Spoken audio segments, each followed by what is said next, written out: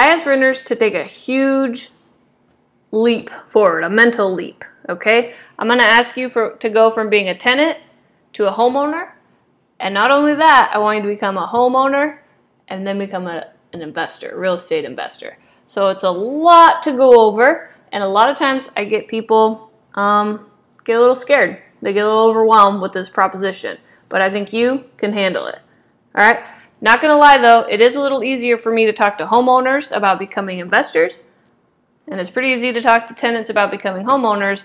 But I want you to take the full leap. Because if you set it up, if I can reach you when you're a tenant and we can leverage your primary residence to jumpstart your investing career, trust me, it's so much easier and so much faster to get the outcome of what we're trying to get out of this, which is financial stability, 1, and then financial abundance, 2, and then eventually, finally, financial freedom. So that's what we're building here. Primarily a mind shift, because if you're watching my videos, you're reading these articles, you're educating yourself, you're probably pretty convinced I should buy some real estate. Like, I know that's what I should do. Then the next hurdle from there, which is often more difficult, is believing that you actually can. We're going to talk about, I call it the ownership mindset, and it applies to real estate ownership, of course, right? Because that's what we're talking about. That's what I do. But it also applies to everything in our lives that we actually can control, the things that we can have ownership over. So I'm asking you very directly, what do you want in your life? Okay, so some goal setting. And my preferred structure for goal setting is have, be, do. So you go, what do you want to have in your life? Who do you want to be in your life? And what do you want to do in this lifetime? And then if you do this exercise and you answer those questions honestly, the first thing that will happen for most people is all these fears and doubts and limiting beliefs will come up.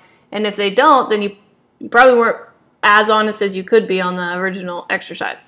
But once you've answered the questions honestly, you really have to start cultivating this ownership mindset so that you can be empowered to take and maintain control of your own thoughts and achieve whatever you want in your life. So, how to develop an ownership mindset.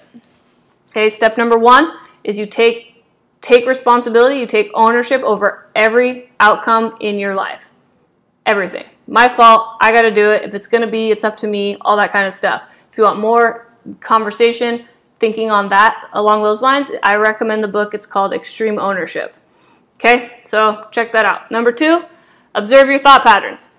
Literally observe the way you're thinking and the way you're talking to yourself about yourself. So anytime you can, label, identify and label this negativity, anytime you hear yourself saying, I can't do this, I shouldn't do that, I'm not qualified, I'm not good enough, that's for those people, not for me, even though that's what I want, but I can't get it.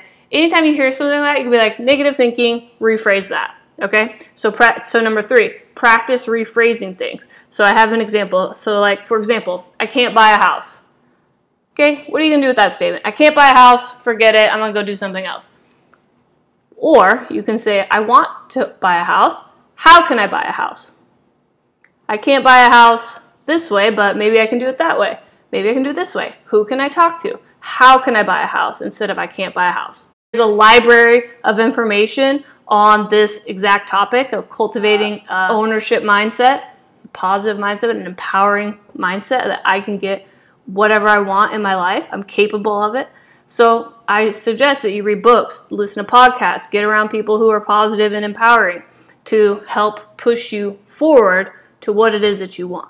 So, like it says in this article here, real estate ownership is a mindset. Real estate investing is mostly a mindset of this is what I'm going to do, and I'm going to overcome any challenge that gets put in my way to achieve what it is I'm trying to achieve. Which again, let me be clear, is first, financial stability, second, financial abundance, and third, final, financial freedom.